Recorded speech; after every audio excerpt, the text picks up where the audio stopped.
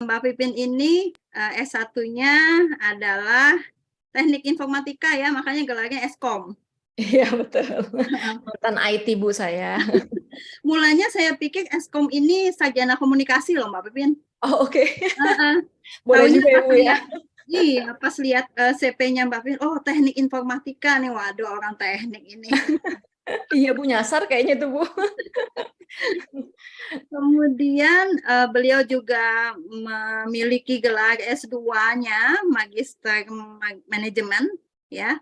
Kemudian beliau juga telah menempuh pendidikan atau mungkin kursus semacam kursus ya, pengambilan sertifikat Sertifikasi ya, sertifikasi Certified Financial Planner ya. Jadi itu apa namanya, memang kompetensi khusus untuk bagaimana perencanaan finansial gitu ya, Mbak Pipin.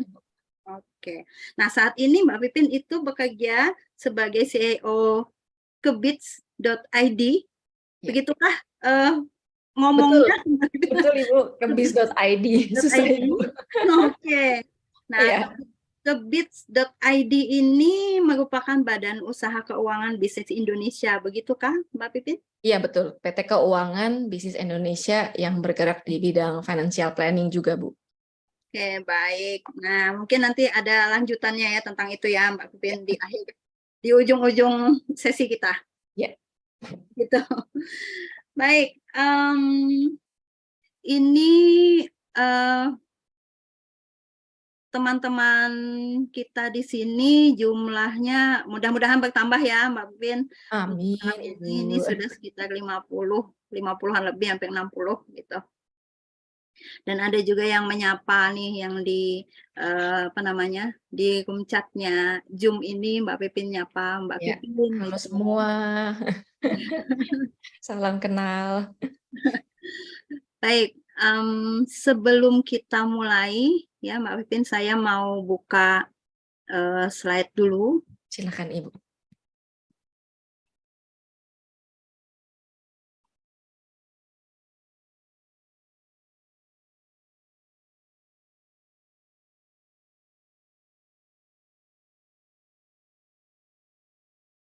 Kelihatan? Oke. Kelihatan Bu. Baik. Nah, jadi teman-teman, seperti biasa di awal kegiatan kita ya, kita akan main-main dulu, main-main tapi yang benar-benar main-main yang supaya kita bisa fokus untuk kegiatan ini. Nah, nanti teman-teman akan diminta untuk memilih salah satu dari 3 kalimat yang memang teman-teman harus melanjutkan atau mengisi titik-titiknya. Ya, ada 3 kalimat. Di sini ada kalimat yang pertama, ada uang abang sayang. Tak ada uang abang, titik-titik.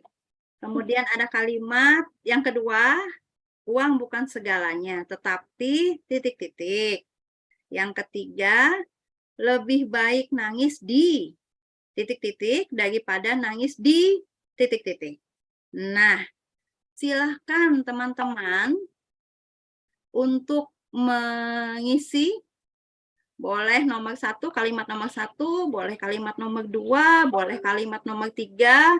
Silahkan teman-teman isi di room chat Zoom ini.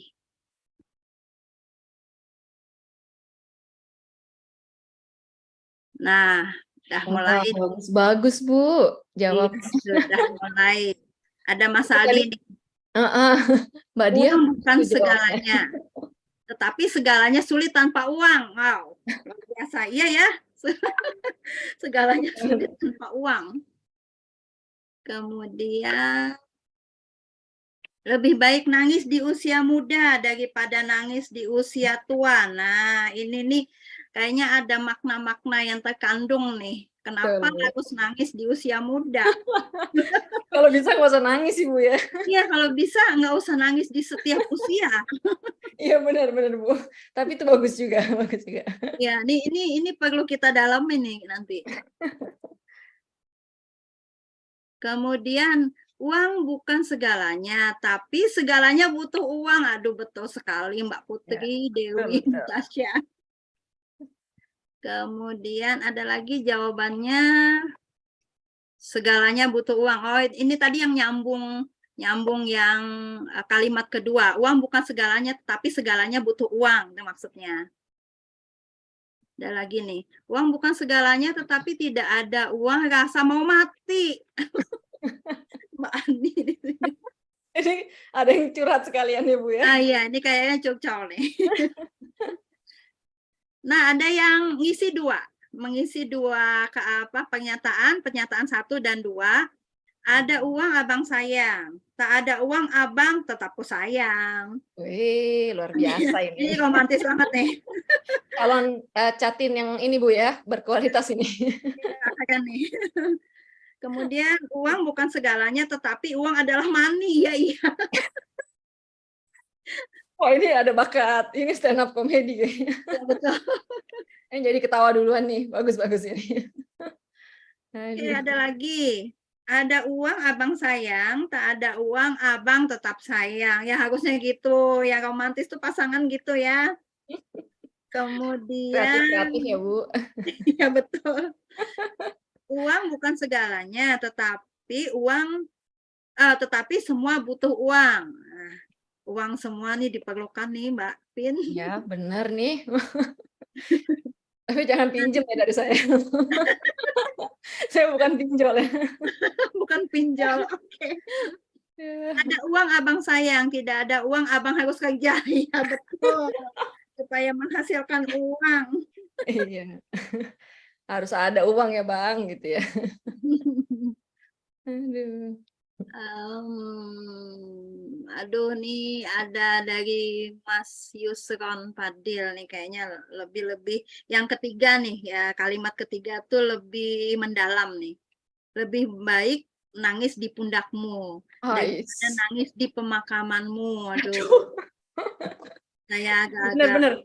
Benar sih Bu, itu ya supaya menghargai waktu ya Bu, selama masih ada. Nah, oke.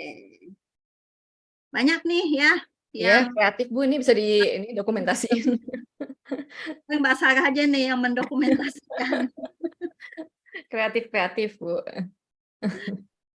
Oke.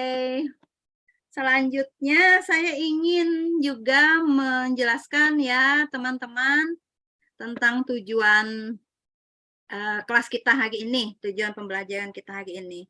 Jadi setelah melalui kelas ini, setelah teman-teman mengikuti kelas ini, teman-teman akan diharapkan akan memahami makna perencanaan keuangan keluarga dan akan terampil mengelola keuangan keluarga. Nanti kita semua belajar dengan Mbak Pipin gitu tentang bagaimana mengelola keuangan keluarga ini. Ini penting banget nih. Oke, nah lanjut kita mau meminta teman-teman juga nih menjawab ada dua pernyataan. Teman-teman memilih pernyataan A atau B yang benar. Apakah kalau ada sisa uang baru ditabung, itu pernyataan yang A. Yang B, sisihkan uang untuk ditabung berapapun jumlahnya. Nah, silakan teman-teman menjawab lagi mana yang menurut teman-teman benar, A, B. B jawabannya Mbak Pin. Kayaknya yang jawab banyak yang benar ya Bu ya. Ya, Tapi kalau ditanya realitanya gimana yo? Realitanya nggak tahu lagi nih. Kalau jawab pasti pinter ya semua ya. Aduh. Ada yang A loh, kalau ada sisa uang baru ditabung ya benar juga pasti kayaknya ada. Jujur berarti ini. Nah, iya, pasti ada alasannya Mbak Pin ketika menjawab A. Iya, betul Bu. Lebih baik jujur sih ya. B, minimal 10%. Oh, jadi disisihkan uang untuk ditabung minimal 10% dari penghasilan. Wah, luar biasa ya. Ini udah ada perencanaan ya, Mbak Pin. Iya, betul. Betul juga tuh Pak Saldi. Iya, betul Pak. Realita tidak sesuai harapannya. Oke, baik. Oke, Mbak Pin, cukup interaksi awal kita ya dengan teman-teman di sini. Kita masuk ke inti. Siap, Bu. Silahkan Mbak Pin untuk membagikan materinya. Ya, saya izin share screen. Dan ini saya stop dulu. Sebentar. Oke. Selamat malam Bapak Ibu, tadi udah saya hai ya. Salam kenal semuanya. Terima kasih Bu Emma sudah memperkenalkan saya. Terima kasih juga demi kita. Jadi ada teman-teman saya di sini, ada Mbak Dinar, ada Mbak Koni tadi ya. Jadi sebenarnya saya sangat excited untuk hari ini karena waktu dikasih tahu dari bulan Mei ya. Jadi saya menunggu kapan saya. Akhirnya sampai juga di Juli ya. Jadi buat saya ini event, ini saya bukan karena disponsorin ya, enggak. Jadi buat saya event ini tuh bagus banget karena kalau tadi Bu Emma bilang ini ada seriesnya, dan seriesnya itu sebenarnya maknanya dalam semua ya Bapak Ibu ya. Berarti itu ngomongin kesehatan mental atau psikologi, kesehatan fisik, dan yang terakhir ada kesehatan keuangan. Nah, masalahnya tiga ini memang penting dan saling berdampak nih Bapak Ibu. Bapak Ibu kalau pusing mikirin uang, kalau keuangan masalah kan pusing ya. Nanti atau stresnya bisa meningkat gitu ya. Nah, kalau udah stres meningkat, fisik terganggu gitu ya. Tapi sama juga kalau fisik nggak dijaga, kita waktu ngambil keputusan keuangan juga kadang-kadang ya kalau lagi emosi atau lagi pressure kerjaan, nah kadang kita bisa mengambil keputusan keuangan yang kurang tepat juga. Nah, ini kita tadi Bu Emma udah bilang gitu ya, sebenarnya apa sih perencanaan keuangan? Karena pasti ada juga yang nanya ke saya gitu ya, "Emang penting Bang ngatur keuangan, uangnya cuma segitu-gitunya," gitu ya. Nah, kadang-kadang saya suka bingung jawabnya ya, tapi kalau dipikir-pikir ya Bapak Ibu ya, justru karena uangnya segitu-gitunya ya kan, harus kita atur, bener nggak? Kalau uangnya tidak terbatas, kita kayaknya nggak usah ngatur, bener ya? Gitu ya. Jadi sebenarnya memang ngatur keuangan itu sesuatu yang dianggap penting nggak penting, padahal sebenarnya penting gitu ya.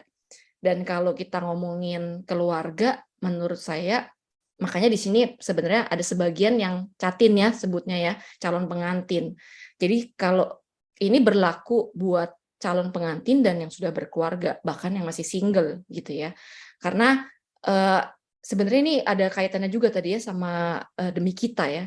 Jadi ini kalau udah menikah atau calon pengantin atau yang sudah berkeluarga, udah nggak uang aku, uang kamu, tapi uang kita gitu ya. Nah, saya tanya ke Bapak Ibu, siapa yang kalau liburan itu direncanain? Atau yang paling deket deh, kalau mau menikah direncanain. Direncanain kan ya Bapak Ibu ya. Nah, apalagi pernikahan gitu ya. Kan pernikahan yang jangka panjang ya, bukannya acara nikahnya. Jadi kalau acara nikah yang mungkin 1-2 hari itu aja kita rencanain jauh-jauh hari, apalagi pernikahan yang jangka panjang banget ya Bapak Ibu ya. Kalau istilahnya kan sampai maut memisahkan kita gitu ya. Jadi kenapa merencanakan keuangan, apalagi udah keuangan keluarga itu penting banget.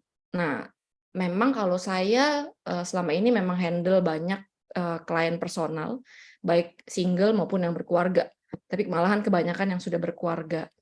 Nah, memang tujuannya adalah balik lagi nih ke Bapak Ibu gitu. Saya tadi pas di jalan, saya pas ada project tadi di luar dari Sudirman, saya pikir, saya telat nggak nih ya gitu ya. Tapi tiba di jalan saya pikir, ini bagus juga nih ya.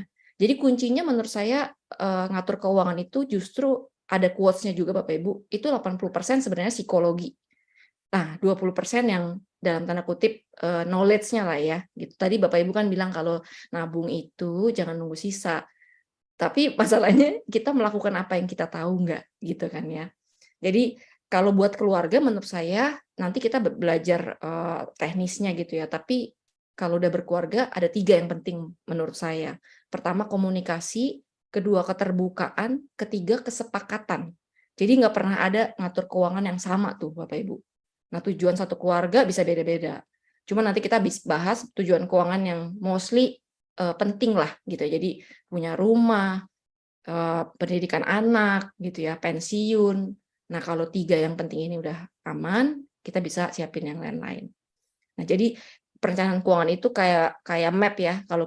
Saya kalau keluar rumah pasti pakai Google Map karena pasti takut nyasar gitu ya. Nah, sama kayak perencanaan keuangan itu map, Tapi bisa aja kita suka nyasar kan ya. Oh, kita lakuin satu miss nih di sini, tapi kita bisa back on track lagi. Ya. Jadi itu suatu proses dan nggak ada yang sempurna Bapak Ibu gitu ya. Sama saya pun sama ya kayak dokter juga bisa sakit gitu ya. CFP juga nggak sempurna. Bisa aja salah ngambil keputusan keuangan, tapi kita back to yang benarnya gimana gitu ya. Jadi itu proses Bapak Ibu. Dan harus dinikmati. Jadi salah satu key poinnya adalah perlu dinikmati. Apalagi kalau udah ada pasangan gitu ya. Jadi nanti mungkin saya sih sebenarnya paling suka kalau interaktif gitu ya. Jadi Bapak Ibu kalau ada tiba-tiba yang pengen ditanya dan berani ngomong, boleh aja open mic-nya. Tapi kalau kepikiran mau nanya, boleh tulis dulu di chat gitu ya. Nah jadi kalau saya selama ini jadi financial planner, jadi yang saya assist biasanya kita handle klien, kita assist selama setahun untuk merencanakan keuangan tiga ini nih penting nih. Sorry, mungkin ada kayak, oh ya, oke. Thank you. Nah, jadi ada 3 keuangan yang penting. Yang pertama, kita memastikan bahwa kita punya rumah tempat kita tinggal ya Bapak Ibu ya. Karena kan PR juga ya kalau kita di usia lanjut dan kita nggak punya tempat tinggal gitu ya. Nah, yang kedua adalah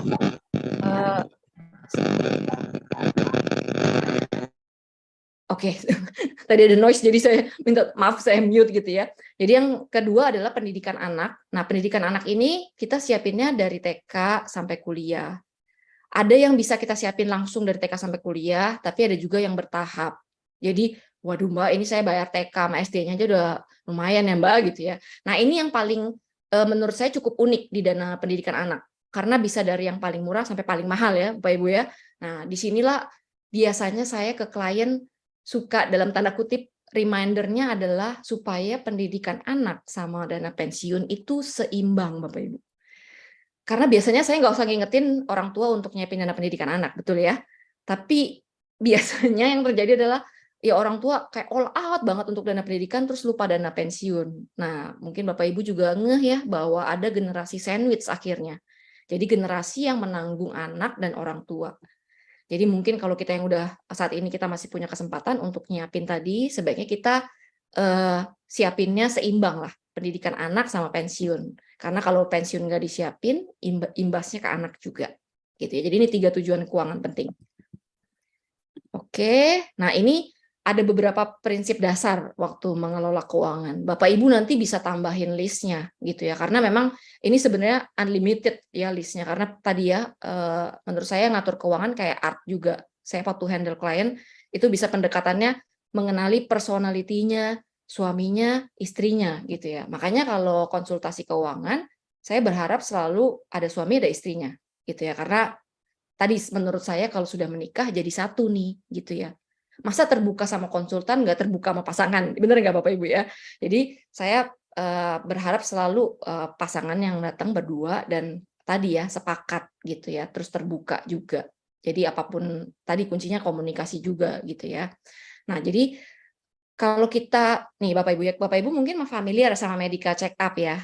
Kan kalau kita kan bisa rasa badan kita sehat gitu ya.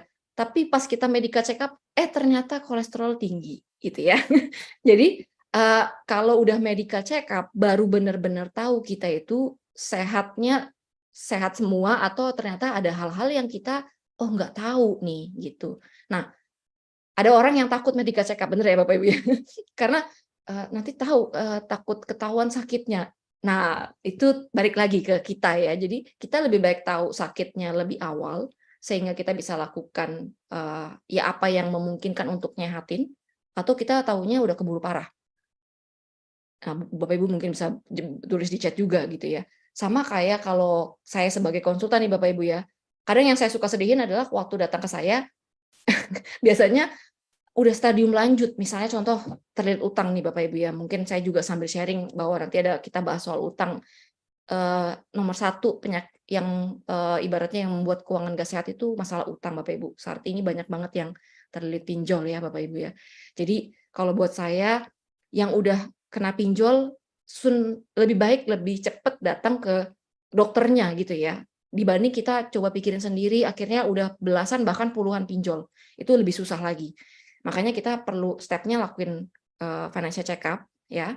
Dan yang kedua adalah ya tadi kalau udah ada masalah, kalau kita merasa saya pernah ketemu yang masalah pinjol dan itu udah dari 2015.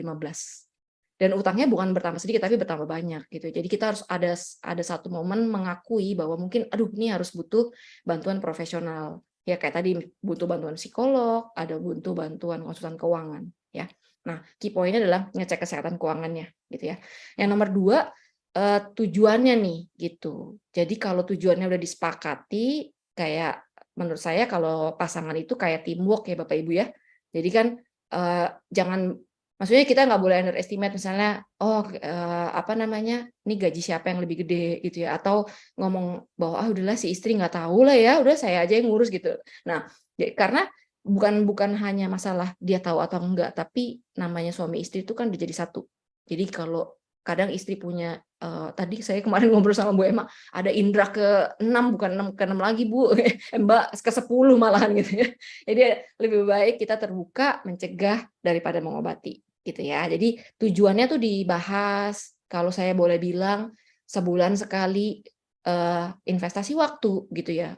Kita kerja 9 to 5, pulang udah capek gitu ya, tapi kalau bukan kita yang investasi waktu ngatur keuangan kita, siapa lagi gitu ya. Oke, yang nomor 3 adalah menyusun anggaran. Ada orang beberapa tipikal yang nggak suka angka, cuman menurut saya ini perlu di awal. Nanti kalau udah jalan rutin, ya nanti more or less aja. Jadi dicatat berapa income suami, berapa income istri. Kalau istri nggak bekerja berarti income suami. Nah, dari income yang diterima, pos-posnya itu dialokasikannya seperti apa. Dan sepakat ya Bapak Ibu ya. Jadi memang mencapai kata sepakat tidak gampang Bapak Ibu. Karena dua orang jadi satu dengan background tadi ya, keluarga berbeda, dibesarkan juga berbeda, pendidikan berbeda. Tapi perlu sepakat tadi gitu ya. Nah, yang nomor 4 adalah ini yang paling sulit ya. Memprioritaskan kebutuhan gitu ya. Karena aku butuh nih. Kayaknya berasa semuanya butuh ya Bapak Ibu ya. Nah, sebenarnya nanti kita bahas juga soal ini beberapa ciri-ciri lah ya, membedakan kebutuhan dan keinginan gitu ya. Nah, karena kalau kita lupa bahwa mengikuti semua keinginan, kita lupa bahwa sebenarnya tuh kita mempersiapkan keuangan untuk maraton ya Bapak Ibu ya. Nggak keinginan yang ya tadi saya bilang ya, saya suka ngelihat fenomenanya berapapun income habis aja gitu. Karena tadi masalah kontrol pengendalian diri gitu ya. Jadi cukup itu berapa sih gitu ya. Nah, yang kelima adalah tadi yang kita bahas ya. Jadi kasihan si tabungan itu memang. Jadi dia itu biasanya nunggu sisa gitu. Nah, saya melihat ini baik di income 5 juta, 10 juta, 50 juta, 100 juta ya Bapak Ibu ya. Jadi kalau dia disuruh nunggu sisa, nggak ada sisa biasanya gitu. Karena yang namanya nanti mungkin Bapak Ibu ingat ya yang udah kerja bertahun-tahun dulu gaji segini cukup, tapi gaji segini juga kok ya pengeluaran nambah gitu ya. Ya, jadi harusnya waktu punya pendapatan prioritasnya adalah tabungan gitu ya. Nabung dulu, ada porsi yang itu namanya pay yourself first kalau istilahnya ya Bapak Ibu ya. Karena belanja itu kita bayar orang lain, benar ya? Gitu. Nah, yang nomor 6 adalah kita perlu notice aja sih Bapak Ibu. Ini sebenarnya lebih ke awareness kita itu sebenarnya pengeluarannya banyakkan buat apa. Nah, ini biasanya waktu financial check up, biasanya saya sama klien, saya minta kliennya isi semua detail pengeluarannya apa. Nah, baru dikelompokin. Oh Mbak, ternyata gede juga ya saya misalnya eating out-nya gitu ya. Bukan nggak boleh ya Bapak Ibu ya, tapi jadi aware aja. Kita tuh sebenarnya habis di mana sih? Atau kita suka beli kalau itu namanya pernak-pernik ya, misalnya ibu-ibu gitu ya, beli butuhnya satu, belinya selusin gitu. Jadi ini mumpung lagi diskon gitu. Ya, tapi kecil-kecil kalau lama-lama jadi bukit juga ya Bapak Ibu ya. Nah, jadi riwayat belanja itu perlu kita tahu lah ya. Jadi istri suka habis kemana, suami suka habis kemana gitu ya. Masing-masing suka ada hobinya lah gitu ya. Nah, yang nomor 7 adalah jujur tadi ya, keterbukaan sama disiplin. Ya karena tadi saya kalau kita bicara pernikahan jangka panjang, ada tujuan yang mostly ya tadi ya, kalau yang suka saya bilang di nomor 2 kan atau di nomor kesekian kan adalah dana pensiun. Jadi kalau based on riset itu 60-70% orang Indonesia tidak siap pensiun gitu ya. Jadi saya dulu sebelum pandemi ini saya ke Riau itu handle Purna Bakti yang usianya 50 sampai 55. Nah, biasanya waktu saya ngomong Bapak Ibunya bilang gini, "Aduh Mbak, ini aturan dikasih tahu sejak dulu," gitu ya. Nah, saya jadi bingung nih. Tapi kalau saya kasih tahu ke anak muda, "Aduh Mbak, pensiun masih lama," gitu ya. Nah, sekarang buat kita di usia berapapun yang saat ini mendengar, nah mulailah. Kalau idealnya sih Bapak Ibu mulai dari kita punya income. Karena menyisihkannya jadi partnya kadang rule of thumb-nya kadang ada yang bilang 10-15% gitu ya. Pokoknya disisihin aja buat pensiun. Kadang-kadang Bapak Ibu ada yang punya BPJS TK gitu ya, pas keluar dari company dicairin. Padahal itu buat dana pensiun gitu ya. Jadi perlu ada disiplin buat Bapak buat tujuan yang jangka panjang nih gitu ya. Oke. Nah, ini pos pengeluaran nih. Jadi ini bisa jadi panduannya Bapak Ibu ya. Tapi sebenarnya nanti ada lanjutannya. Jadi ini pos 40 30 20 10 bisa dipakai. Kalau yang bingung, aduh Mbak, alokasinya gimana? Bisa mulai dari ini. Tapi Bapak Ibu, ini starting point-nya ya. Jadi misalnya kalau dilihat di sini 40 buat kebutuhan pokok ya. 30 itu buat kalau kita udah mau punya aset. Contoh cicilan rumah lah ya. Nanti kita bicara soal cicilan yang sebaiknya tidak ada cicilan utang konsumtif yang bunganya tinggi itu Bapak Ibu ya. Jadi 30% ini buat cicilan produktif, cicilan rumah, cicilan kendaraan gitu ya. Nah, 20% ini buat tadi tujuan yang jangka panjang gitu ya. Kalau enggak kan kapan-kapan kita beli rumahnya gitu ya. Atau kayak bilang, aduh kapan nih ini bisa beli rumah gitu ya. Ya tergantung juga harga rumahnya ya Bapak Ibu ya. Jadi 20% buat yang jangka menengah, jangka panjang. Nah 10% ini buat dana darurat ya. Bapak Ibu mungkin ada yang udah familiar, ada yang belum. Jadi kita perlu punya tabungan dana darurat itu eh, adalah tabungan yang bisa mengcover biaya hidup kita minimal 3 sampai 12 bulan. Saya baru aja yang project hari ini itu handle konsultasi one on one company yang karyawan yang kena layoff gitu ya.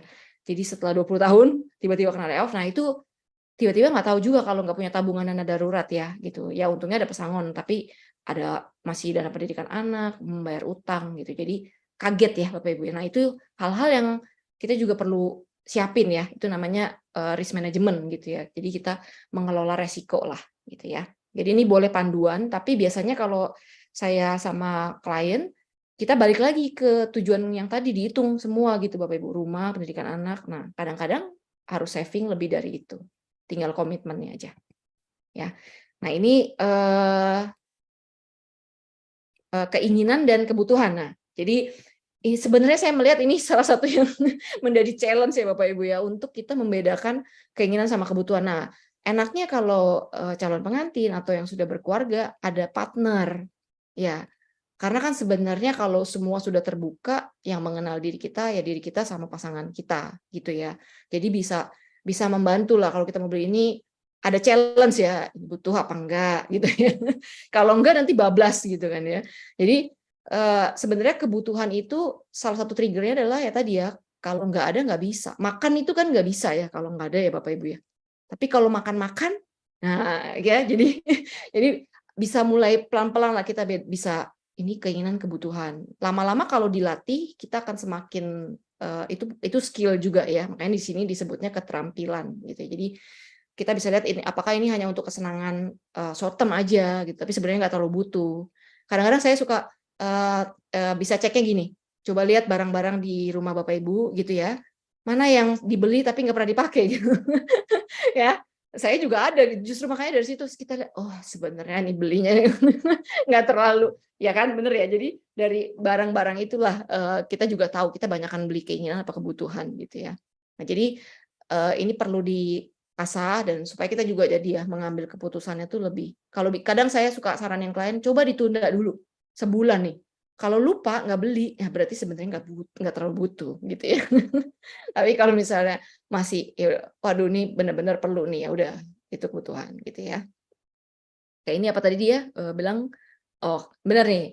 Jadi beli jangan karena lagi sale. Nah biasanya wanita ya makanya sale itu tuh ada apa namanya ada psikologinya Bapak Ibu ya. Udah tulisannya merah gede lagi gitu. Jadi itu ada efek psikologinya langsung ketarik gitu ya. Jadi Kalau nggak terlalu niat belanja, nggak usah mendatangi ini ya, mendatangi mall gitu ya. Nah ini juga tadi ya contoh lah ya, kalau udahlah lagi WIB gitu ya, waktu Indonesia belanja gitu ya. Ya itu kan itu tagline yang sebenarnya sedikit menghipnotis gitu ya. Jadi sebenarnya nggak harus belanja gitu ya, tapi karena udah banyak promo, apa diskon, gratis ongkir, jadi beli gitu kan. Udah banyak yang di keranjang belanja ya Bapak Ibu ya. Nah jadi mesti kontrol juga gitu ya. Kalau bisa di budgetnya di pos tertentu. Jadi kalau udah habis ya udah gitu ya, nggak boleh nambah lagi gitu kuotanya ibaratnya gitu ya. Nah ini tadi ya kalau keinginannya kecil, oh cuma 20.000 Mbak gitu ya, 10 kali 200.000 gitu kan ya. Jadi yang bikin kapal bocor itu lubang yang kecil gitu karena bisa jadi gede gitu ya kalau airnya udah masuk ya. Nah ini tadi beberapa yang Bapak Ibu mungkin bisa catat, bisa capture juga bahwa ada beberapa yang bisa kita lihat perbedaannya butuh sama ingin gitu ya, sandang, pangan, papan gitu ya. Menurut saya mungkin kalau di Jakarta gitu ya, kebutuhan yang primer mungkin kalau berkeluarga nih ya, mungkin anak satu gitu ya 5-10 juta. Nah, tergantung kalau pendidikan anaknya tergantung pilihan gitu. Cukup nggak cukupnya, makanya memang ya kadang memang saya harus, tapi ngomongnya memang tadi ya, saya juga jadi belajar psikologi juga untuk bilang, aduh ini kegedean pilihan sekolahnya gitu. Jadi berat sendiri gitu kan pas bayar uang sekolah udah separoh atau hampir 40% gaji gitu kan. Nah, berat gitu ya. Belum cicilan rumah, belum makan gitu ya. Nah, jadi ini kebutuhan, ini keinginan. Jadi kita mulai tadi ya, keinginan nggak ada batas ya Bapak Ibu ya. Tapi kalau kebutuhan itu sebenarnya ada lah batasnya gitu ya. Kan makan tadi kebutuhan makan-makan. Handphone itu kebutuhan, tapi kalau handphonenya harus merek tertentu harganya lebih gede daripada tabungan kita kan kurang bijak juga ya Bapak Ibu ya. Nah, jadi ini membantu lah untuk kita bijak ngatur keuangan. Nah ini belajar sedikit terkait tabungan sama investasi ya Bapak Ibu. Jadi kalau nanti ada financial check up ya, nanti saya overview sedikit. Jadi ada perbedaan, kalau tabungan itu biasanya dipakai untuk jangka pendek, ya. Kalau investasi itu udah mulai untuk jangka menengah sampai jangka panjang.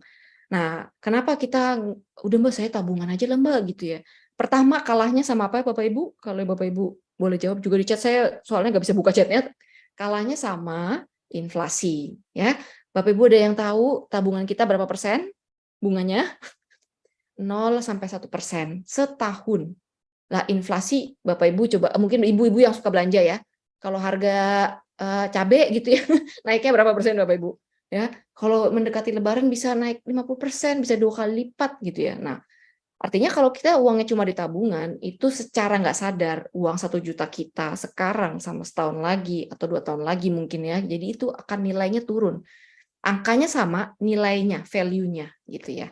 Jadi ada saatnya tabungan itu buat tujuan jangka pendek sama dana darurat aja ya. Tapi kalau udah lebih dari itu, ibarat kata nih Bapak Ibu, uangnya tuh suruh kerja gitu ya. Tapi jangan sampai terjebak investasi bodong ya Bapak Ibu ya.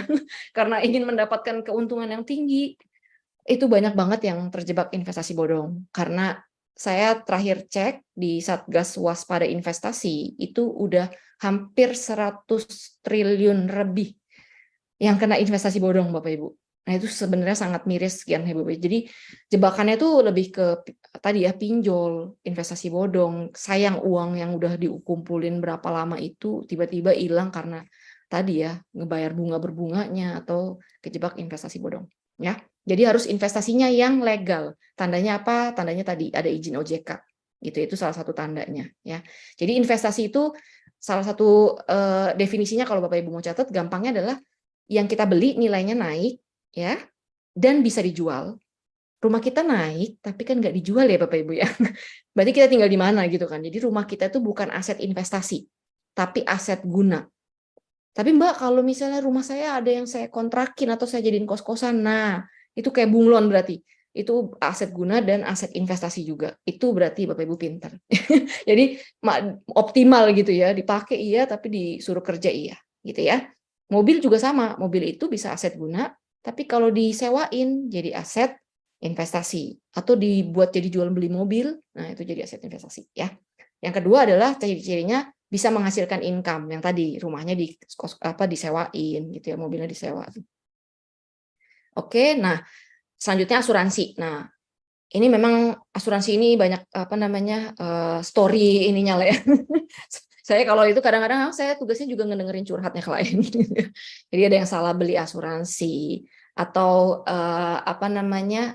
entah kurang waktu dijelasin kurang atau nggak dijelasin gitu ya. Jadi saya pernah punya klien yang bisa hampir 10 juta sendiri bayar asuransinya. Pas saya cek asuransinya itu 300.000 doang Bapak Ibu kamarnya gitu. Jadi aduh gitu ya. Jadi memang ini di sini banyak dilema ya Bapak Ibu. Tapi jangan antipati sama asuransinya Bapak Ibu, karena di dalam financial planning asuransi itu bagian dari proteksi. Jadi saya selalu bilang asuransi atau proteksi gitu ya. Karena seminimal-minimalnya kita punya BPJS kesehatan ya. Kalau Bapak Ibu semua cukup dengan BPJS kesehatan maka ya udah nggak apa-apa. Tapi buat Bapak Ibu yang Mbak BPJS saya ngantri atau apa gitu ya udah perlu punya asuransi sendiri. Nah, itu sebenarnya ada rasionya. Di financial check up nanti juga ada tuh. Jadi rasionya 5-10% dari income kita. Jadi jangan terlalu kecil ya atau kelebihan gitu ya, overprice gitu ya. Jadi nanti perlunya tuh asuransi jiwa buat sumber income, kesehatan buat satu keluarga. Nah, saya tadi hari ini juga sempat ngobrol gitu ya. Jadi kadang kita perlu beliin tuh BPJS buat keluarga orang tua ya, atau bahkan kalau ada pembantu kita yang nah itu salah satu yang karena resiko tadi ya kesehatan itu bisa ke semua orang, sakit kan bisa menimpa siapa aja ya Bapak Ibu ya. Jadi ini penting nih asuransi gitu ya. Metodenya itu sebenarnya transfer resiko supaya kalau Bapak Ibu mungkin udah sempat dengar ya banyak artis yang tiba-tiba jatuh miskin gitu ya karena nggak punya asuransi, kena penyakit kritis. Dan itu habisnya bisa ratusan juta bahkan miliaran gitu ya. Jadi asuransi itu malahan sebelum investasi, Bapak Ibu. Gitu ya. Udah invest banyak tiba-tiba kena sakit nggak punya asuransi, ya dijual juga investasinya ya. Jadi asuransi itu penting. Nah, ini utang nih. Kayaknya ini slide terakhir saya. Jadi tadi ya Bapak Ibu yang mengganggu keuangan kita tuh banyak banget di luar sana gitu ya, godaan baik dari luar maupun dari kita. Jadi ada suka dibilang financial sabotage. Jadi yang menyabotase keuangan kita sendiri gitu ya. Waktu itu saya punya klien dana pendidikan anaknya tiba-tiba dipakai gitu ya buat beli mobil. Ya, saya nggak bisa ngomong ya uang-uangnya dia gitu kan. Cuman ya sayang juga gitu kan yang udah di prepare buat dana pendidikan anak gitu ya. Jadi dari luar tadi tawaran, godaan tadi, yang investasi bodong tadi gitu ya. Nah, salah satu yang menurut saya ini kalau Bapak Ibu udah bisa, jadi kadang kalau pas saya sama klien ya Bapak Ibu ya, ketemu orang-orang yang benar-benar gitu yang ngejaga nggak mau utang, kadang-kadang saya juga bersyukur gitu ya. Jadi karena mereka udah jadi gini, melunasi utang ini aja Bapak Ibu. Kemarin terakhir saya di hire satu company juga untuk handle karyawannya yang punya utang. Itu menurut saya utang yang paling terbesar yang utang bukan utang aset ya Bapak Ibu, bukan utang rumah atau kendaraan ya. Itu terbesar utang yang saya pernah handle adalah sekitar 800 juta. Jadi itu utangnya perbankan, kartu kredit, pegadaian, ke perorangan, ke kantor, dan ke pinjol legal dan ilegal. Itu kalau saya hitung benerinnya aja, ini beneran Bapak Ibu ya, itu kalau dari bulanannya aja itu butuh 10 tahun Bapak Ibu. Jadi menurut saya kalau saya boleh highlight, misalnya Bapak Ibu ada lupa yang lain, asalkan Bapak Ibu coba menjaga dari utang ini, paling nggak ada banyak PR tadi saya juga yang kena layoff itu agak lebih mudah buat yang nggak punya utang gitu ya. Tapi kalaupun yang punya utang KPR, kita plan gitu ya, ternyata kita bisa lunasin utang KPR-nya itu bisa hemat 100-200 juta. Yang case tadi bisa sekitar 300 juta. Nah itu kadang-kadang yang investasi terselubung ya Bapak Ibu ya. Ini sekalian saya pas lagi ingat saya bisa kasih tahu Bapak Ibu yang udah punya KPR ya. Coba dicek berapa pokok dan berapa kalau cicilannya diterusin sampai akhir tenor. Kadang-kadang kita nggak itu sebenarnya investasi. Siapa yang mau ngasih kita puluhan sampai ratusan juta Bapak Ibu? Belum tentu kita investasi dapat hasilnya segitu kan. Nah ini tuh udah pasti di depan mata gitu ya. Nah utang itu sebenarnya kebagi dua. Kalau saya juga pernah belajar financial planning syariah ya. Tapi saya Kristen dan saya juga di ayat-ayat Alkitab banyak juga yang mengingatkan soal utang ya Bapak Ibu ya. Jadi kalau diingetin sebenarnya nggak ada tuh konsumtif produktif ya. Semua utang sama. Karena sebenarnya walaupun utang produktif nih untuk beli rumah, tapi kalau rasio utangnya udah terlalu besar, kadang jadi tadi kan biaya hidup malah jadi kesulitan, belum nanti butuh ini itu, malah jadi terlilit utang konsumtif ya. Jadi dua-duanya ini sama-sama perlu dijaga. Utang konsumtif jangan ya pinjol, kartu kredit ya, pay letter, udah nggak usah pay letter, pay now aja gitu ya. Kadang saya suka bercandanya pay letter, nanti suffer letter gitu ya. Suffernya belakangan juga Bapak Ibu ya. Nah, kalau utang produktif buat beli rumah, tapi ada rasionya biasa di 30-35%. Oke. Nah, mungkin kita bisa masuk ke sesi tanya jawab karena biasa sesi tanya jawab yang paling saya suka. Saya nggak berasa ngomong sendirian gitu ya Bapak Ibu ya. Mungkin kita bisa masuk ke sesi tanya jawab dulu ya. Iya, Mbak Afin. Jadi sudah ada beberapa pertanyaan sebenarnya Oke.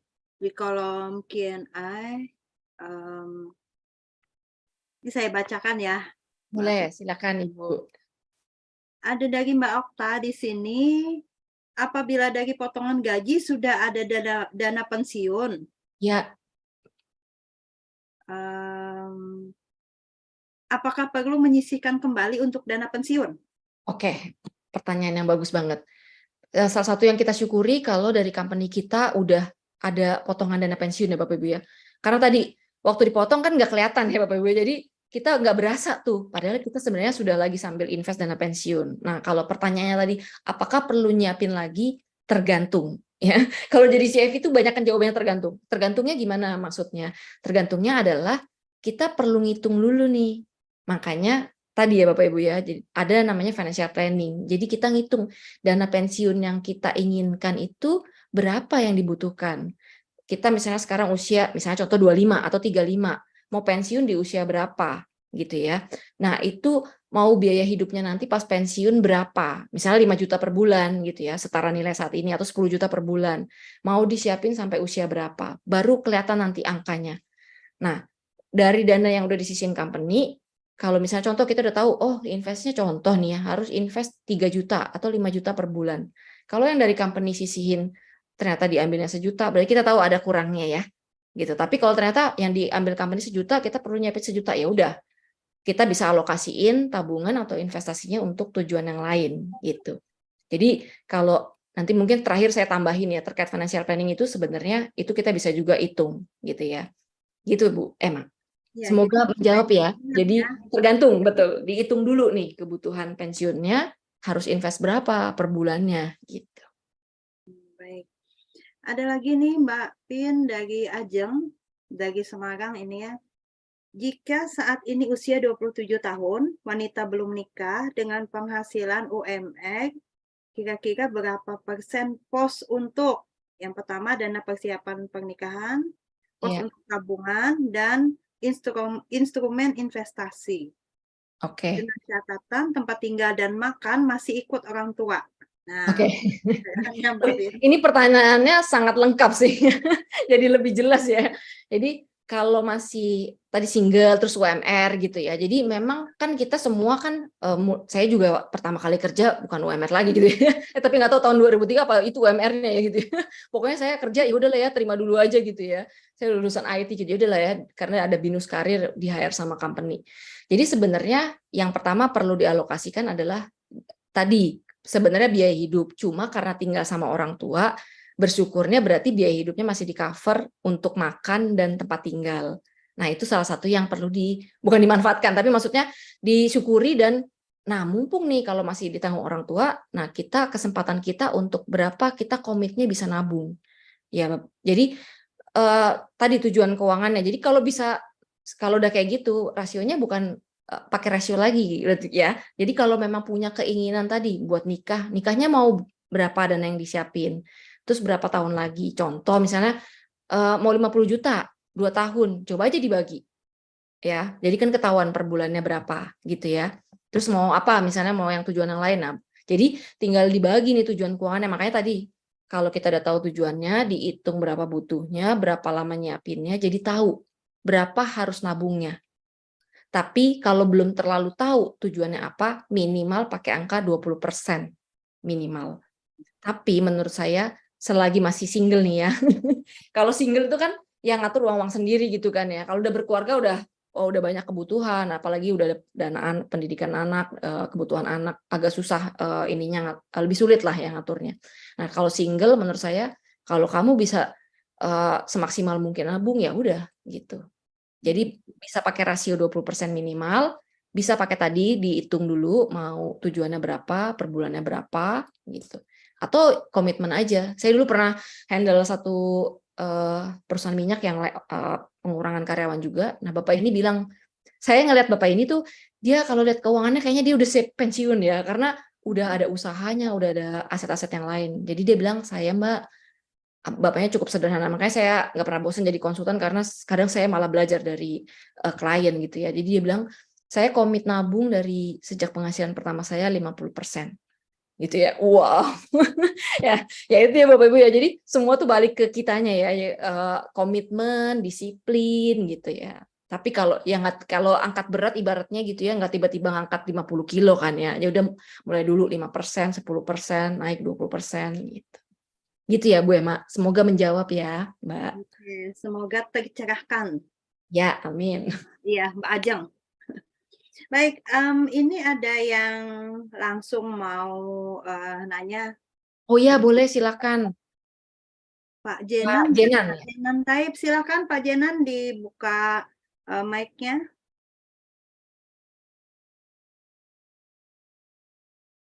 Silakan Pak Silakan Jenan. Pak. Pak Jenan Taib. Mungkin di unmute dulu kali ya Pak. Pak Jenan. Pak Jenan Taib, silakan kalau mau langsung bertanya kepada Mbak Pipin. Ya, makasih Bu. Ini Iya, kebetulan Pak. ya, saya Jenan Taib ya dari Aceh. Dan, saya sebagai PKB Ketua PKB Provinsi Aceh. Kebetulan saya juga tadi Mbak Pipin ya Iya, Pak. melalui pendampingan tentang Jatim, calon Iya. pengantin. Nah, yang banyak permasalahan tentang hal ini tentang perencanaan keuangan keluarga. Kalau sudah punya penghasilan tetap itu mungkin tidak bermasalah. Bisa kita sisihkan sekian persen ya untuk kebutuhan pokok, sekian persen untuk tabungan sampai dengan asuransi tadi semuanya bisa kita atur tentang hal itu. Yang kita lihat sekarang kondisinya banyak Jatin itu ya belum punya persiapan tentang pernikahan, termasuk keuangannya, kehidupannya semuanya dan orang tua. Bagaimana kita membuat satu perencanaan keuangan terhadap keluarga yang baru menikah ini tadi, yang dia belum punya persiapan tentang keuangan keluarganya. Itu aja mungkin Mbak Pipin ya. Terima kasih. Assalamualaikum warahmatullahi wabarakatuh. Terima kasih Pak Jenan. Wah, memang ini cukup challenging ya. Karena memang waktu kita bicara mengatur keuangan, maka memang kita ya diharapkan bahwa paling enggak ya Bapak Ibu ya, kalau kita menikah paling enggak sang suami ya memiliki income gitu ya Bapak Ibu ya. Karena kalau at least gini, kalau kita sendiri, nah ini mau berkeluarga gitu kan Bapak Ibu ya. Udah waktu berkeluarga berarti ada yang harus ditanggung lah ya, istri gitu ya. Nah kalau sudah menikah pun kita harus siap yang namanya punya anak juga. Memang itu salah satu tantangan ya Bapak Ibu ya, tapi menurut saya sebaiknya kondisi untuk memiliki income itu perlu dimiliki oleh paling tidak satu gitu ya, kalaupun tidak bisa dua-duanya gitu ya. Jadi memang perlu ada ya tadi ya kepala keluarga gitu ya memiliki income. Kalaupun income-nya belum tetap, tapi paling tidak sudah bisa mengcover untuk biaya hidup yang primer lah ya Bapak Ibu ya. Karena ya tadi yang saya sebutkan ya, ada kalanya kita mengatur pengeluaran, tapi ada kalanya memang income-nya yang perlu ditingkatkan atau ditambah tadi ya, atau perlu punya income bahkan gitu. Karena kalau enggak pasti PR kan Bapak Ibu ya, itu kebutuhan apalagi kebutuhan primer itu harus di-cover pakai apa Bapak Ibu?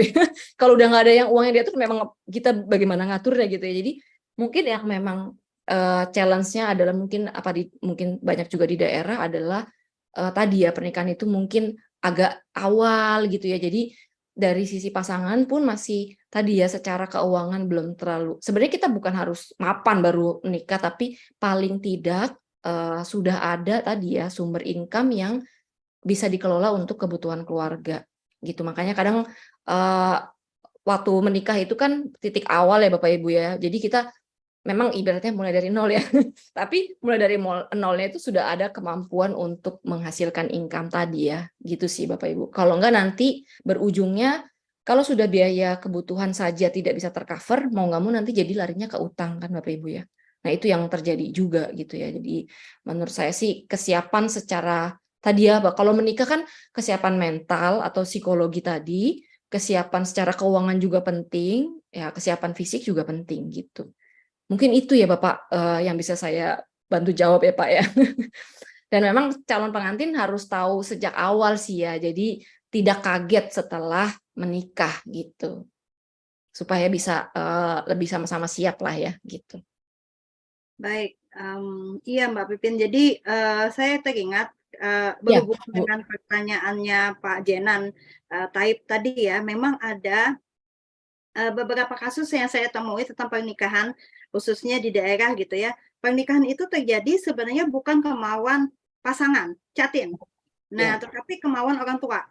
Jadi mereka justru tidak berpikir bahwa oh harus siap secara finansial juga, ya, paling tidak bekerja, tetapi ketika orang tua masing-masing kedua belah pihak gitu ya bersepakat untuk oh nggak bersepakat untuk menikahkan mereka, nggak apa-apa deh, walaupun belum kerja, walaupun belum punya penghasilan, tetapi kami sebagai orang tuanya mampu kok untuk membiayai.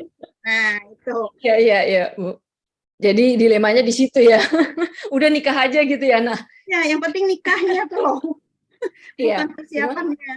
ya itu ya makanya memang semuanya juga kadang pas nikah itu ada tradisi atau ada pengaruh dari orang tua. Cuman menurut saya juga waktu menikah kan itu nanti berdiri sendiri kan ya Bu ya. Jadi kalaupun masih dibantu orang tua, cuman mungkin dalam waktu yang juga ya harusnya tidak terlalu lama, sang kepala keluarga pastinya yang pertama untuk harus cari kerjaan atau punya usaha lah gitu ya Bu ya. Maksudnya kan nggak bisa terus-menerus bergantung ke orang tua gitu ya. Iya, Jadi kemandirian finansial lah ya. iya, Jadi bukan hanya secara fisik atau mental aja nih gitu. Itu yang perlu dipersiapkan juga gitu. iya. Jadi itu mindset sebenarnya ya, Mbak. Iya Eee, betul, salah satu dari kesiapan tadi ya Bu ya.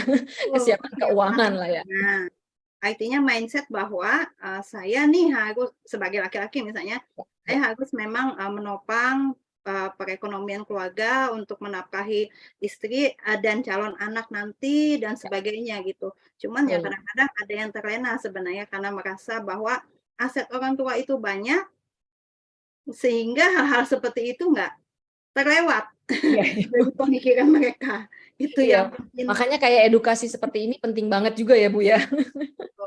Jadi terutama mungkin buat di daerah gitu ya dengan tradisi yang tadi udahlah dinikahin aja orang tua nanti orang tua masih bisa kok gitu. Tapi tadi ya banyak balik ke kok terjadi kematangan di daerahku. kematangan iya, kematangan catinnya ya, terutama prianya gitu kan, kepala keluarga. Oke, baik, saya lanjut ke pertanyaan ya, Mbak, yang Ya, ditulis di chat ini, untuk perencanaan keuangan keluarga, berapa rasio antara utang dengan jumlah pendapatan, sehingga dapat dikatakan kondisi keuangan sehat? Nah, oke. Kalau rasio utang, jadi secara di financial check up, mungkin nanti saya sambil sambil bahas yang terakhir nanti ya Bu ya. Jadi financial check up itu saya memang satu company yang saya bikin ini memang untuk membuat satu aplikasi bentuknya web based sama aplikasi ya, aplikasi dari mobile app ya. Jadi di situ nanti kita masukin data, kita langsung bisa kelihatan tuh. Salah satunya rasio utang tadi. Rasio utang itu kita maksimalnya sebenarnya 30-35%. Tapi itu udah total utang ya Bapak Ibu ya. Jadi kalau Bapak Ibu punya cicilan rumah sama cicilan KPR, nah totalnya itu udah 30 maksimal 30% ya. Jadi kalau misalnya contoh income-nya 10 juta, maka maksimal cicilan itu 3 juta atau 3,5 juta total cicilannya tiap gitu. bulannya ya? Ya, tiap bulannya Bu. Jadi jangan rumahnya 3 juta, kendaraannya 3 juta lah udah 60% ya jadinya gitu ya. Jadi rasionya itu 30% kalau dari pendapatan bulanan gitu. Salah satu yang dicek juga kalau dari total aset sebaiknya kita punya utang itu nggak lebih dari 50% aset kita. Misalnya kita punya aset contoh 100 juta, utangnya 50 juta ya. Berarti itu udah 50%-nya. Apalagi kalau asetnya 100 juta, utangnya 100 juta nih Bapak Ibu. Berarti itu kalau ditambahin minus udah habis ya Bapak Ibu. Jadi sama dengan nol gitu ya. Jadi makanya saya suka bilang jangan cuma lihat asetnya aja yang gede, kan kita nggak tahu utangnya ya. Jadi karena angka yang kita lihat itu sebenarnya kekayaan bersih, aset dikurang utang. Apalagi kalau nggak ada aset, ada utang lah, minus jadinya ya Bapak Ibu ya. Jadi kita di financial check up itu dicek Bapak Ibu. Ya Bu. Baik, semoga tercerahkan juga ya untuk yang penanya tadi. Ya. Kita lanjut. Lebih baik investasi melalui aplikasi dan semacamnya atau beli barang konkret seperti sawah, tanah, dan lain-lain. Oke. Investasi ini. Pertanyaan investasi ya. Jadi kalau sebagai certified financial planner itu memang kita mengedukasi. Jadi jangan tanya saya nama produk keuangannya atau apa. Jadi gini, investasi itu ada berbagai macam ya Bapak Ibu ya. Saya mungkin akan coba jelaskan yang umumnya. Pertama, investasi di real asset atau yang kelihatan fisiknya. Contohnya apa? Properti, logam mulia, emas ya. Mungkin ada yang suka emas perhiasan, ibu-ibu ya. Atau emas batang gitu ya. Ya, ada yang emas yang batangannya di 1 gram sampai 50 gram. Nah, yang kedua ada disebutnya paper asset atau investasinya itu sebutannya kalau di bahasa Indonesianya ya paper asset itu contohnya nih kalau saya boleh ceritain adalah contoh obligasi, mungkin ada beberapa yang familiar reksadana, saham itu adalah tipikal investasi juga ya. Karena tadi kan yang saya sempat mention ke Bapak Ibu, investasi itu yang kita beli nilainya naik dan bisa dijual. Nanti tahu-tahu ada yang nanya biasanya, "Mbak kalau tas gimana, Mbak?" Nah, kalau tasnya yang dibeli harganya naik, bisa dijual, itu investasi juga ya. Tapi asalkan ada belakangnya ya Bapak Ibu ya, bisa dijual gitu ya. Nggak dikoleksi semua gitu ya. Nah, itu investasi. Yang penting memenuhi syarat tadi. Itu berarti investasi yang tadi fisik ya, kelihatan gitu ya. Tadi yang paper asset itu memang nggak kelihatan, tapi itu adalah investasi yang legal. Ada under OJK juga ya. Kalau kita belajarin, makanya memang sekarang ada sekolah pasar modal gratis Bapak Ibu ya. Di YouTube juga banyak edukasi, tapi kita perlu pilah-pilah juga ya Bapak Ibu ya, jangan banyak kejadian kemarin ada saham pom-pom gitu ya, beli saham A, B, ya jangan ikut. Jadi gini, investlah di sesuatu yang kita sudah tahu dan mengerti. Sama kayak kita berenang kan nggak langsung nyemplung ya Bapak Ibu ya, jadi pelajarin juga gitu ya. Nah, saham itu sebenarnya kita beli perusahaan Bapak Ibu gitu ya, jadi bukan apa sih itu gitu. Jadi kalau saya boleh simpelkan itu sebenarnya kita beli perusahaan. Kan kita punya bisnis, habis itu bisnisnya namanya di IPO. Jadi dibuka ke publik, orang publik bisa beli gitu ya. Itu sesimpelnya saham itu bukan investasi yang aneh-aneh, itu sebenarnya bisnis yang kita bisa jadi pemiliknya gitu ya. Mungkin 0,00 sekian gitu ya. Nah, itu paper asset yang terakhir usaha ya, investasi hasil yang paling tinggi biasanya apa sih Bapak Ibu? Ya usaha sebenarnya. Ya, yang tadi kan saham itu kan usaha ya. Udah investasinya tinggi kita tidak jadi investornya. Jadi dibagi dividennya setelah kos. Tapi kalau contoh Bapak Ibu jualan minuman deh, marginnya gede kan? Makanan deh ya, gitu. Bisa 30%, bisa 20% gitu ya. Tapi memang nggak semua orang bisa usaha nih Bapak Ibu. Nah, kalau buat Bapak Ibu yang pengusaha, punya usaha, saya selalu admire orang yang punya usaha gitu ya. Jadi karena memang nggak banyak orang yang punya usaha, makanya kita lagi banyak edukasi juga ke UKM kan ya. Karena sebenarnya penggerak ekonomi itu UKM gitu ya. Gitu sih. Jadi bisa dipilih dan dipelajari yang sesuai dengan profilnya Bapak Ibu gitu ya. Ada klien saya yang saya nggak mau investasi saham karena dia invest nggak bisa tidur gitu ya. Jangan ya Bapak Ibu. Jadi invest yang kita tetap tenang hatinya gitu ya. Jadi kalau nggak nyaman ya udah suka. Klien saya ada yang sukanya apa-apa bangun kos-kosan gitu ya, 1 petak 2 petak, ntar tambah lama di rumah sebelah dibeli gitu ya. Ya udah, kalau emang sukanya itu nggak masalah gitu. Ada yang kebalikan ya, memang dia pinternya analisa di paper asset, dia nggak invest di properti, ya nggak apa-apa gitu. Yang penting semuanya yang legal lah gitu. Gitu ya. Semoga menjawab. Jadi punya usaha pun kayaknya harus punya keahlian ya Mbak untuk Iya, betul Bu. mana nih yang memang kedepannya itu menjanjikan, mana yang sekedar usaha kesenangan aja kan bisa kan Mbak? Ya, hobi ya Bu ya. Benar-benar. Ya kalau yang usaha, salah satu saran saya juga dipisahin antara rekening keluarga gitu ya atau pribadi sama rekening usaha gitu ya. Nah biasanya yang saya suka temuin adalah keuangan pribadi atau keluarga jadi nggak sehat gara-gara keuangan bisnis, atau kebalikannya gitu ya, keuangan bisnis jadi nggak sehat gara-gara keuangan keluarga. Jadi pas dicek di rekening bisnisnya ada buat beli jajan keluar gitu. Jadi itu bukan pengeluaran usaha gitu ya. Jadi nanti bingung usahanya ini profit atau enggak sih gitu ya. Jadi mulai dipisah gitu ya, di rekening terpisah lah paling enggak mulainya. Gitu. Ya, investasi juga macam-macam kan, ada emas, ada tanah, ada Ya, betul. macam ya, Mbak. Ya. Ada Kalau bisa beberapa. punya semua boleh. Oh iya, amin, itu doa itu Mbak. Iya benar ya Bu ya. Ada beberapa pertanyaan yang mungkin hampir sama, tetapi ini ada yang menarik nih, satu lagi Mbak. Ya. Jadi ini tentang pemasukan mendadak nih. Nah, pemasukan mendadak Ini bagus nih Bu kalau pemasukan mendadak. Nah, itu kayaknya diharapkan tuh Mbak. Iya benar, kalau pengeluaran mendadak itu yang dijaga jangan ya. Jadi pemasukan mendadak misal seperti warisan atau dapat hadiah. Wah, ya, Nah, jadi bagaimana cara memanagenya?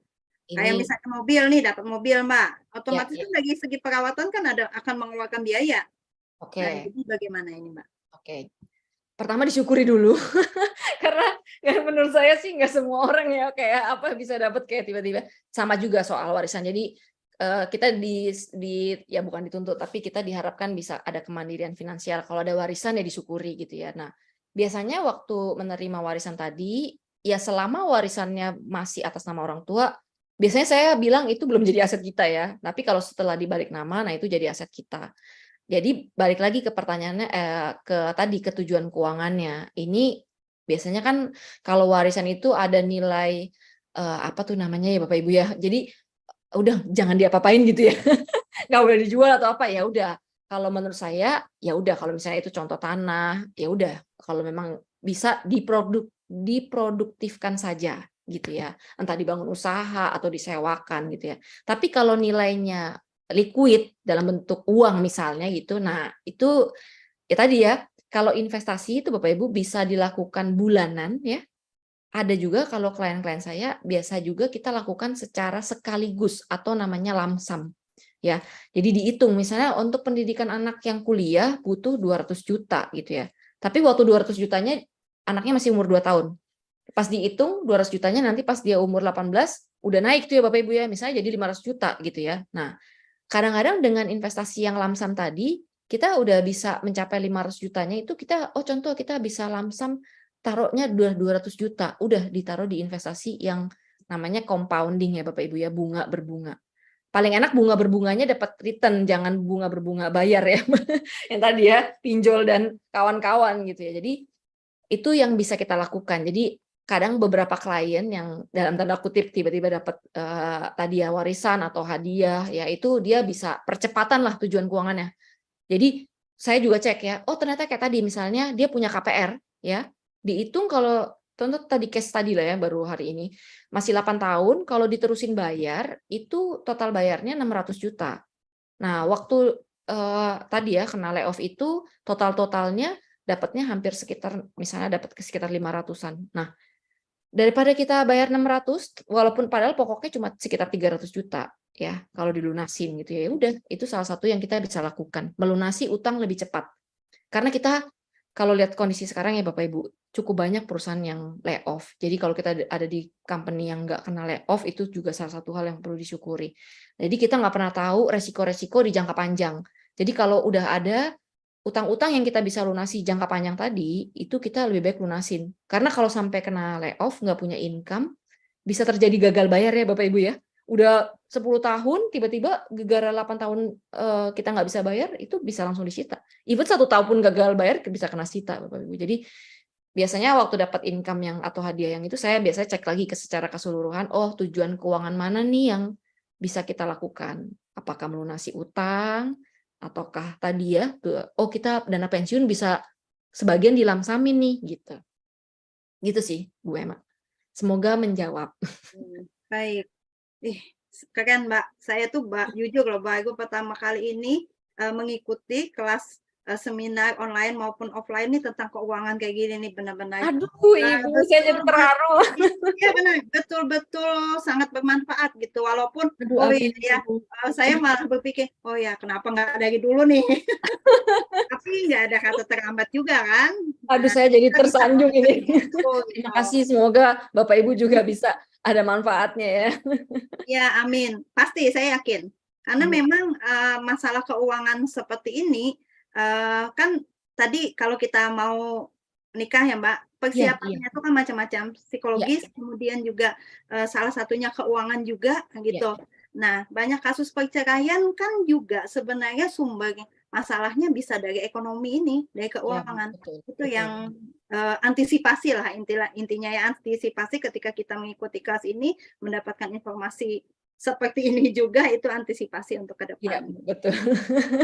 Karena maksudnya udah nikah, maksudnya sedih juga ya Bu ya kalau alasannya karena keuangan tadi gitu kan. Jadi kalau bisa kita, kan kalau udah jadi satu ya nggak bisa terima baiknya aja ya Bu ya.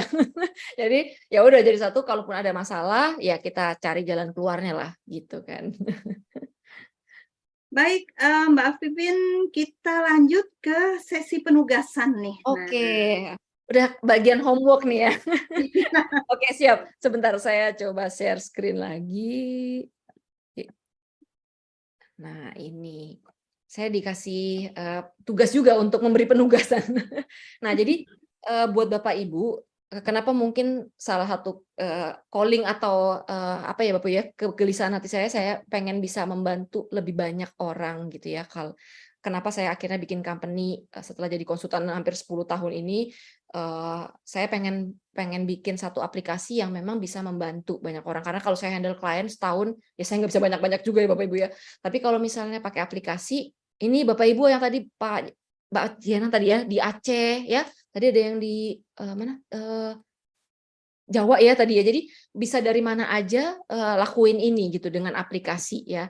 Jadi langkah pertama untuk ngatur keuangan menurut saya yang selalu para CFP nggak capek-capeknya ngomong ya Bapak Ibu adalah financial check up, financial check up, financial check up ya. Karena sebenarnya tanpa ketemu saya atau belum ada sempat waktu one-on-one, waktu kita lakuin financial check up, kita bisa nanti ada 8 rasio keuangan ya. Bapak Ibu bisa kalau yang kurang familiar dengan download aplikasi bisa mengakses website ya. Websitenya www.kebis.id. Bapak Ibu bisa registrasi ya secara free dan memang saya bikin fitur financial check up-nya ini juga free ya. Bapak Ibu nanti kalau bisa masuk ke financial check up-nya diisi ya penghasilan, terus pengeluarannya itu pos-posnya aja, biaya hidup berapa, tabungan, itu yang digunakan untuk mengecek tadi ya keuangan sama rasionya. Jadi nanti hasilnya ada merah, hijau gitu ya Bapak Ibu ya.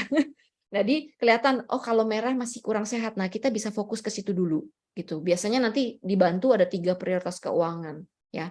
Kalau buat ini mungkin yang Gen X atau milenial yang familiar dengan download app, bisa download app-nya di Android ya. Saat ini yang di iOS belum ada gitu ya. Jadi pakai aplikasi, bisa pakai mobile app. Bapak Ibu lakuin financial check up. Nah, yang nomor 1 ini kan kalau yang tugas-tugas yang lain dikumpulin, yang ini nomor 1 nggak usah.